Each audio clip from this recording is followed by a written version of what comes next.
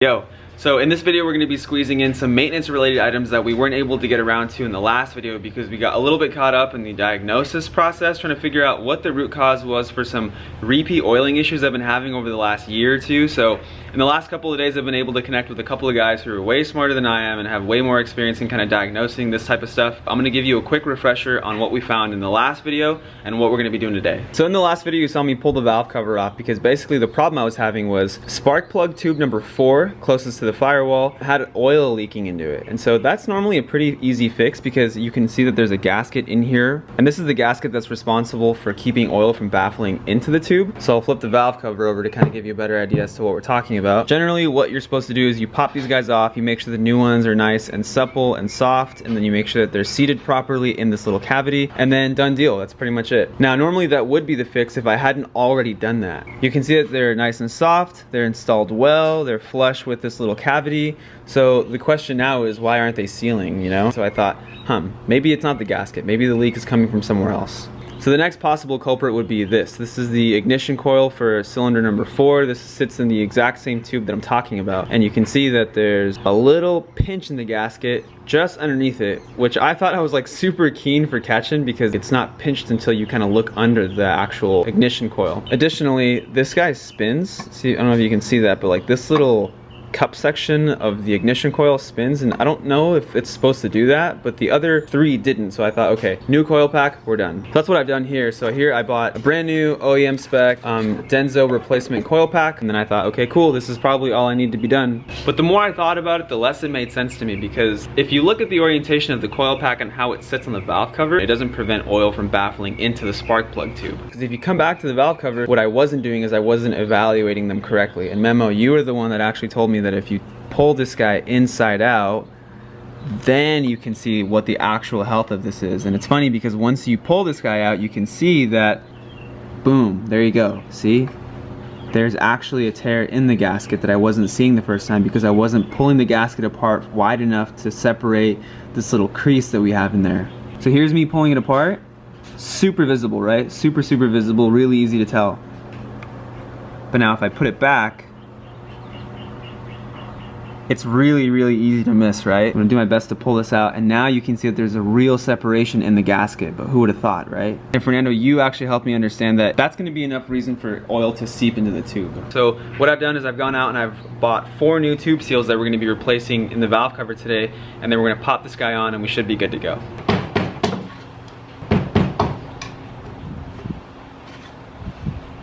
So here are the new tube seals. This is the part number if you're curious. This is what we're going to be installing in there. Another good piece of advice I received says that you're supposed to lube these up, so make sure you get like a nice little thin layer of oil on the gasket as well as the surface before you install them, because it kind of helps prevent creasing and it makes sure there's a nice and tight seal between the actual gasket as well as the seat that it's sitting in.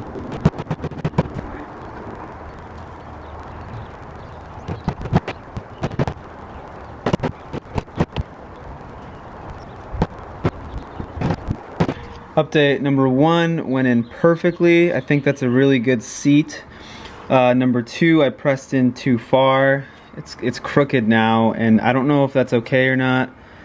I mean, as long as there's no holes in it, I think it's probably fine, but the thing is that 3 is great, but 4 was the first one I put in, and I'm an idiot, and if you can see, there's literally a tear in it, so I'm literally right back to square one. Oh my. Such an idiot, dude. I was literally already here today. This is the second time buying the exact same part twice. Ah, dude, I'm so dumb, man. I don't know. I didn't ask to be this way. Okay, whoa, what? What's going on? Oh! Cuz, dang, thing is so sick. I was about to offer this full help. Damn, now I'm bummed out that he doesn't need help. Should I see if he's good?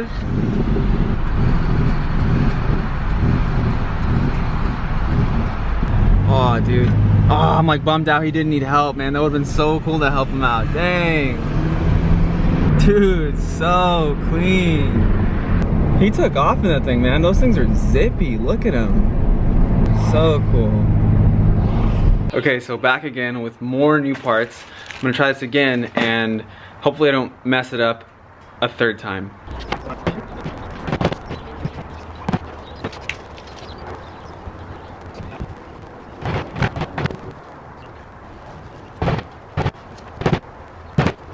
Okay, so just got done pressing them in, and it's a little bit more tricky than you think. I mean, they slide in pretty easy, but the last couple of millimeters you really have to kind of tap them in, and that's hard to do because you don't want to tap them hard enough to where these like split, because that's exactly what happened on this flipping one right here. Speaking of which, here are the two perfectly good gaskets that I destroyed.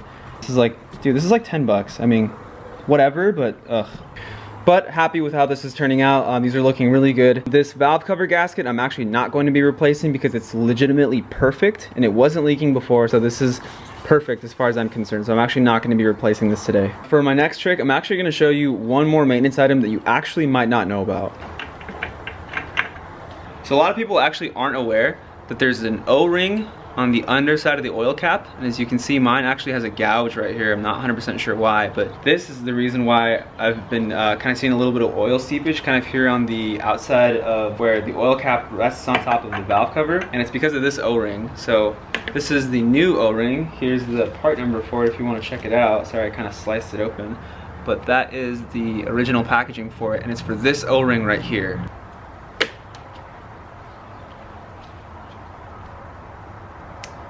Dang, super stiff. Check this out. Watch, I'm gonna break it. Sheesh, super old. Definitely time for a replacement. Look at that. See how spongy and soft this thing is? You can literally bend it. Super cool, huh? We're gonna follow Fernando's advice here, and we're gonna make sure this is nice and lubed up. Put this in just like that. Cool. No more leaky gasket. Back to the car. Okay, so we're back at the car now, and we're gonna reinstall a new set of spark plugs, prep the head for reinstallation of the valve cover. But before we do that, I wanna show you one more thing. I'm gonna be replacing one more gasket, which is just chilling behind this little hex bolt right here. I have the gasket here just kind of chilling off to the side, and it's literally, check it out, it's like the tiniest, teeniest, littlest, babiest O-ring you've ever seen in your whole life. It's perfect timing because you can kind of see the bolt go through, and this guy actually holds up this timing gear, and this is like one of the gears that kind of helps regulate timing between like the two cams as well as the rest of the engine. And it's chilling right in here, literally right in here. The only thing about this bolt, and you want to be super, super, super, super careful with it, is that if you go to replace this gasket, do not pull this bolt out all the way. Because if you pull this all the way out, this guy will fall and your life will be over. Oh, okay. Ooh, oh, it's so scary from this side. Oh, I don't like seeing it from the inside of the valve cover. Oh, it just gives me like the heebie-jeebies, dude. It's like a really, really scary thing. Okay, so right about there. If you really, really look, you can see that the O-ring is just barely exposed. Like just barely exposed. And you really don't want to pull it out any more than that. So what I'm going to do is I'm going to use a pick tool to pry out the old O-ring and replace the new one. I'm going to see if I can get it in there without pulling it out any more than that. But because to be honest with you, even just seeing this makes me really nervous. Oh. Okay, pro tip right here. If you're doing this, make sure you have the bolt in here and you're holding onto it so that it doesn't actually spin out of your hand. There we go. Now we're gonna grab a little bit of oil. We can probably just grab a little bit off the cam lobe here. Damn, there you go. See, that wasn't so bad. Okay, now that that's all done, we're gonna finish off by torquing this bolt to 36 foot-pounds. So next we're going to be installing spark plugs. This is what I'm going to be using, the NGK laser iridiums. Here is the part number that I'm going to be using. So these aren't pre-gapped, but they are approved for use on the S2000. And I know there's a little bit of debate online, it kind of sounds like, but I'm going to triple check the gap here just to make sure that these are good to go. Coming in at 0.04, which is well within the spec for use on the S. So old guys were gapped to maybe 0.045, so about 0.005 difference between the gappage from old to new. Based on my research, these should be good enough to run on the car, but I encourage you to kind of do your own searching and figure out what works best for you. All right, and lastly, I'm gonna be torquing these to 24 foot-pounds per DIY Guy's recommendation. Shout out to DIY Guys. If you guys don't watch him and you're doing any amount of work on your S, I highly suggest that you go check out his videos because they're seriously so helpful. He's like half the reason I'm able to do any of these things, so.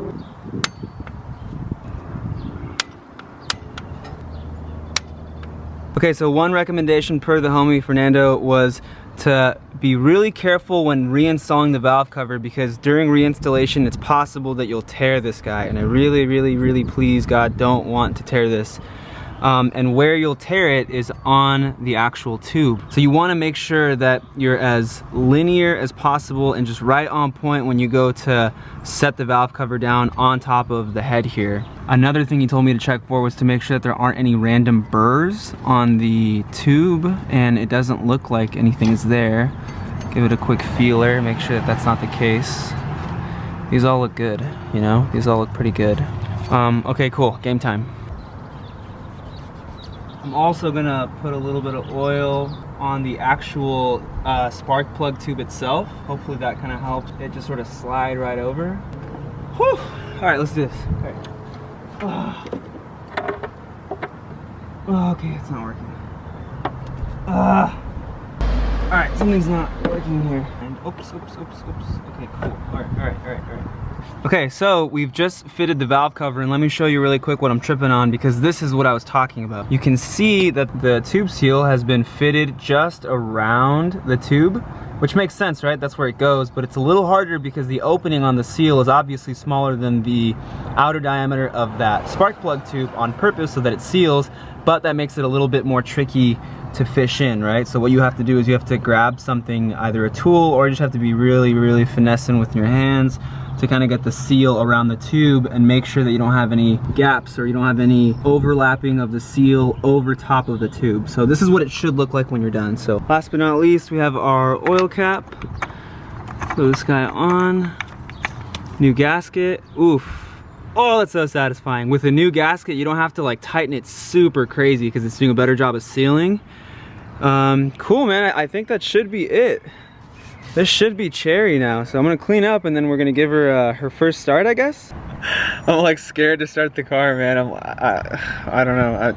I mean, it's just a quick couple of gaskets, spark plugs. It's literally not a big deal, but I don't know, man. I'm a nervous person, so let's give her a start. Okay, I don't want to make this more of a big deal than it has to be, so. Okay, here we go.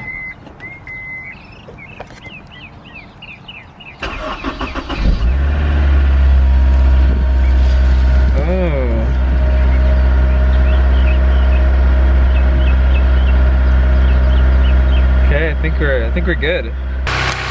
Dang. Sounds good, man. Super healthy. Super healthy.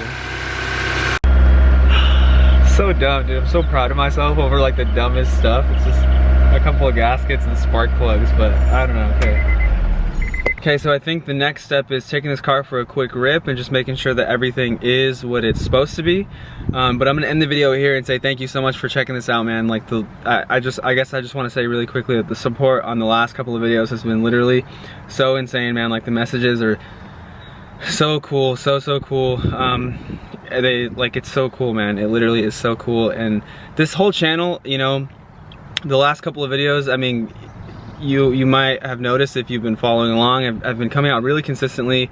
I'm really happy about like the way these are coming out lately. I'm just so stoked, man. So juiced on the process, and it's been really cool, man. It's been really cool for my mental health. It's been you know, it's been everything I wanted it to be and more. So more cool stuff coming. So I'll see you in the next one. Peace out.